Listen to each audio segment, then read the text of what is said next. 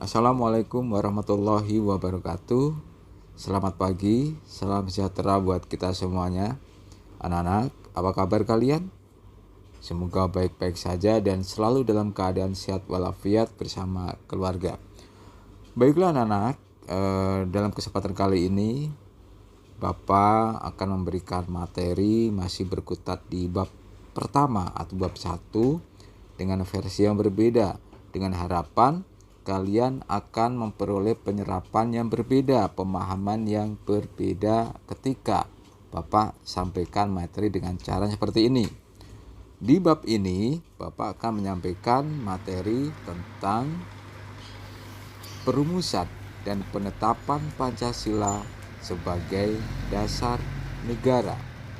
Adapun tujuan pembelajaran kali ini diharapkan kalian mampu mendeskripsikan keadaan bangsa Indonesia saat dalam penjajahan Jepang, menyebutkan tokoh pendiri negara, dan menjelaskan sejarah perumusan dasar negara. Baik, yuk kita mulai. Coba kalian lihat, gedung apa itu? Itu adalah gedung Pancasila, di mana merupakan sejarah awalnya tentang dasar negara kita. Perumusan Pancasila sebagai dasar negara.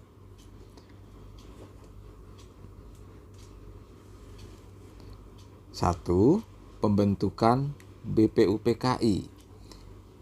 Apa itu BPUPKI? Kalian nanti akan bisa lebih paham. Nah, itu adalah gambar ketika sidang BPUPKI saat itu. Itu adalah tokoh-tokoh pendiri negara ini yang sedang berjuang untuk menetapkan tentang dasar negara. Anak-anak, kita pernah mengalami penderitaan ketika dijajah oleh Belanda waktu itu. Nah, sejarah juga mencatat kekalahan Belanda oleh Jepang dalam Perang Asia Timur Raya menyebabkan bangsa Indonesia dijajah oleh Jepang. Ibarat pepatah, lepas dari mulut harimau, masuk ke mulut buaya. Tepat kiranya untuk menggambarkan bagaimana kondisi penderitaan bangsa kita saat itu. Nah, penderitaan apa saja yang dialami bangsa kita tentang kebijakan tentara Jepang terhadap bangsa Indonesia? Yang pertama, penderitaan itu adalah adanya pelaksanaan kerja paksa. Itu menyebabkan banyak laki-laki Indonesia dikirim hingga ke Burma atau Myanmar zaman dulu untuk melakukan pekerjaan pembangunan dan pekerjaan berat lainnya. Kemudian pengambilan paksa. Saat itu anak-anak tentara Jepang mengambil makanan, pakaian, dan berbagai keperluan hidup lainnya secara paksa dari keluarga-keluarga di Indonesia tanpa memberikan ganti rugi. Nah, itulah yang membuat rakyat semakin sengsara terhadap Jepang. Dan lebih parah lagi, perbudakan paksa, di mana perempuan-perempuan Indonesia banyak dipekerjakan secara paksa oleh tentara Jepang. Selain itu, banyak menahan dan memperlakukan warga sipil di kamp-kamp milik Jepang. Jepang mulai menguasai wilayah Indonesia setelah Belanda menyerah di Kalijati. Ayo, tanggal berapa? Tanggal 8 Maret 1942 di Kalijati, di Subang tepatnya ya. Di situ ada Kalijati, Jawa Barat. Kedatangan Jepang mulai disangka baik oleh bangsa Indonesia karena apa? Mereka memiliki semboyan yang untuk membujuk rakyat Indonesia.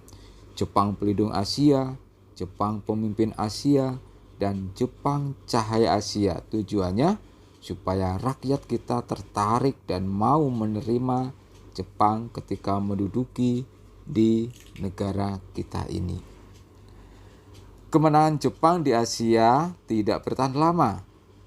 Pihak sekutu yang terdiri dari Inggris, Amerika Serikat, Belanda melakukan serangan balasan sehingga mampu memporak-porandakan Jepang.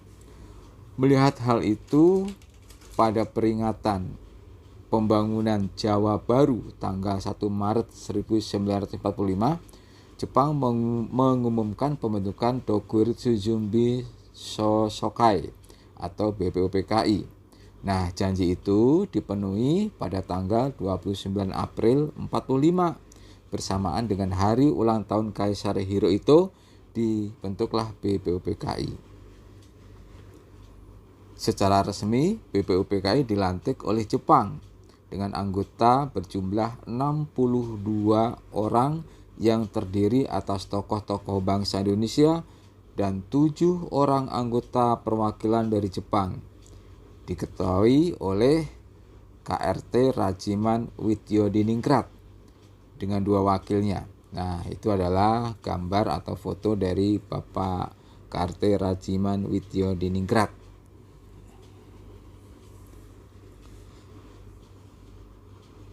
BPUPKI mengadakan sidang sebanyak 2 kali, sidang resmi dan 1 kali sidang tidak resmi.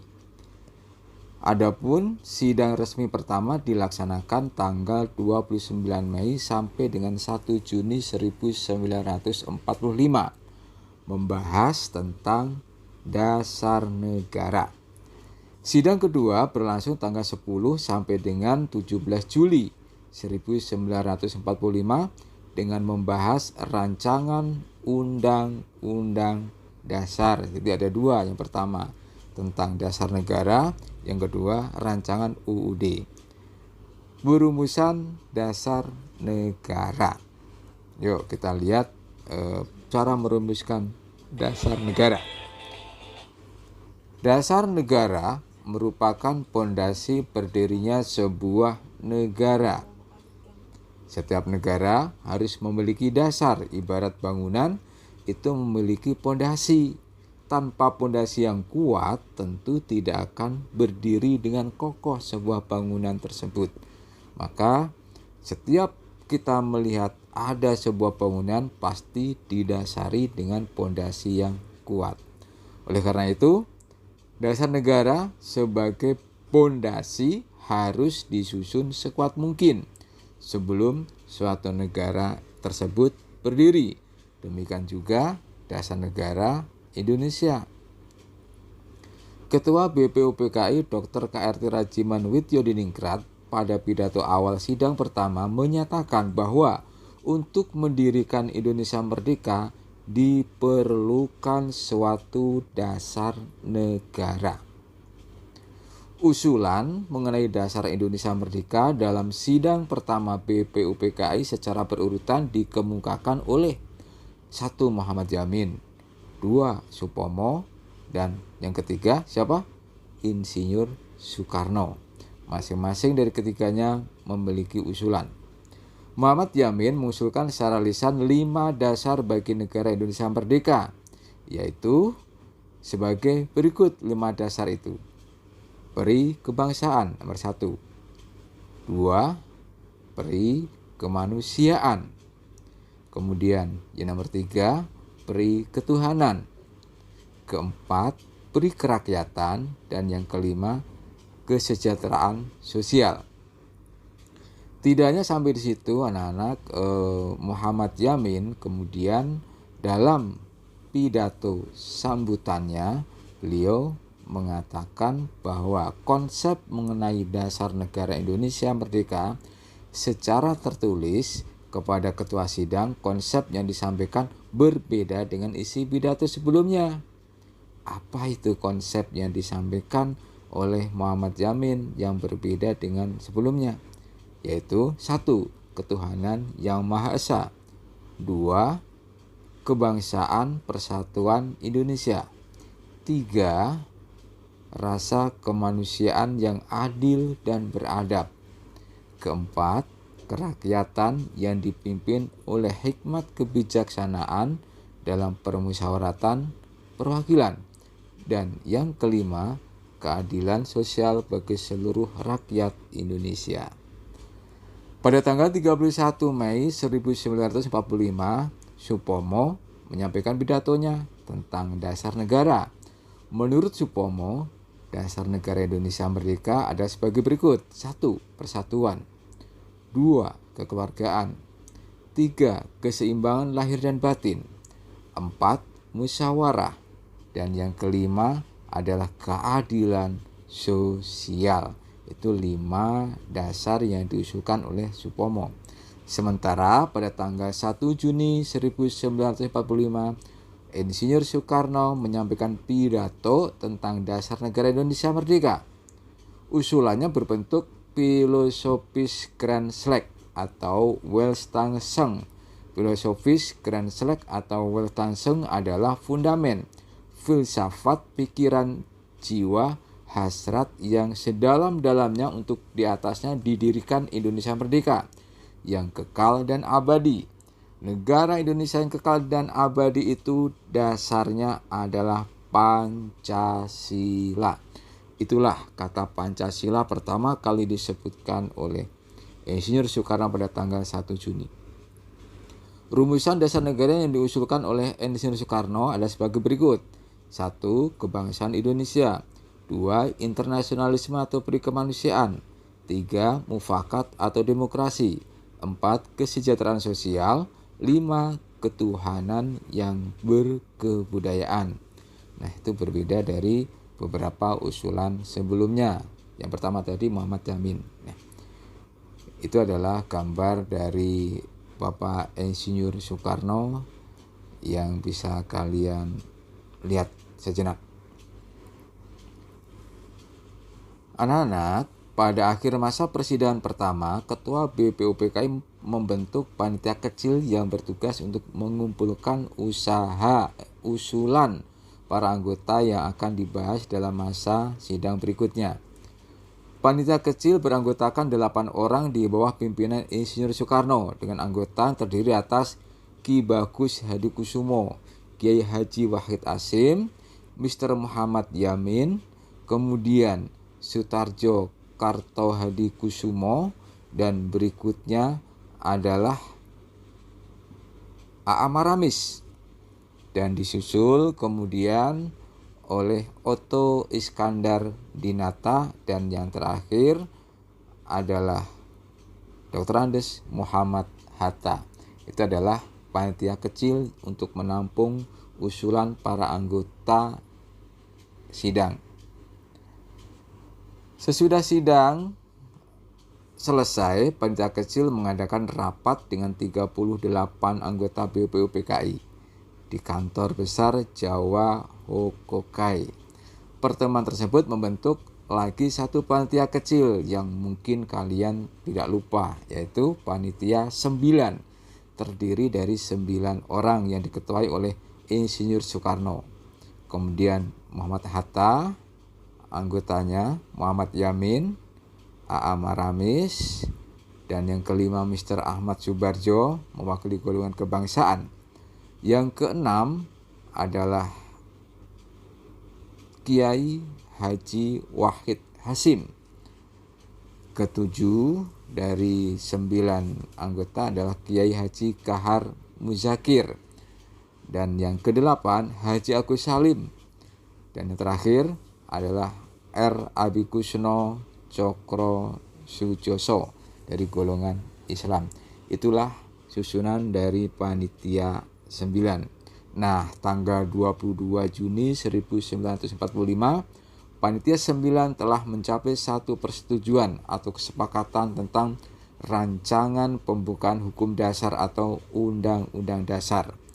Tanggal 22 Juni 1945, panitia 9 telah mencapai satu persetujuan atau kesepakatan tentang rancangan pembukaan hukum dasar atau Undang-Undang Dasar. Nah, itu adalah anggota dari panitia 9 yang dipimpin oleh Insinyur Soekarno dan 8 anggota lainnya yang merupakan panitia 9. Apa yang dihasilkan panitia 9? Nah, setelah rapat yang cukup alot, disepakatilah rumusan konsep dasar negara yang tercantum dalam rancangan Mukadimah Hukum Dasar. Naskah ini memiliki banyak persamaan dengan pembukaan UUD 45. Adapun bunyi lengkap naskahnya adalah pembukaan UUD 45. Bisa kalian baca selengkapnya. yang membedakan adalah di susunan sila yang pertama, ketuhanan dengan kewajiban menjalankan syariat Islam bagi pemeluk-pemeluknya. Itu isi dari Piagam Jakarta. Nah, kemudian pada tanggal 14 Juli 1945, Mukadimah disepakati oleh BPUPKI. Dalam alinea keempat naskah Piagam Jakarta tersebut terdapat rumusan dasar negara sebagai berikut. Ketuhanan dengan kewajiban menjalankan syariat Islam bagi pemeluknya. 2. Kemanusiaan yang adil dan beradab. 3. Persatuan Indonesia. 4. Kerakyatan yang dipimpin oleh hikmat kebijaksanaan dalam permusyawaratan perwakilan. Dan 5. Keadilan sosial bagi seluruh rakyat Indonesia.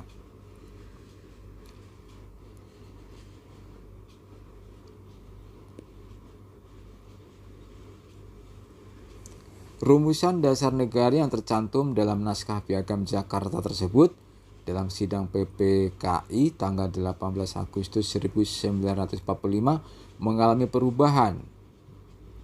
Dalam sidang PPKI yaitu yang dirubah adalah ketuhanan dengan kewajiban menjalankan syariat Islam bagi pemeluk-pemeluknya diubah menjadi ketuhanan yang Maha Esa.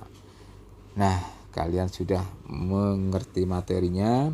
Kalian jawablah pertanyaan-pertanyaan yang sudah tertera tersebut.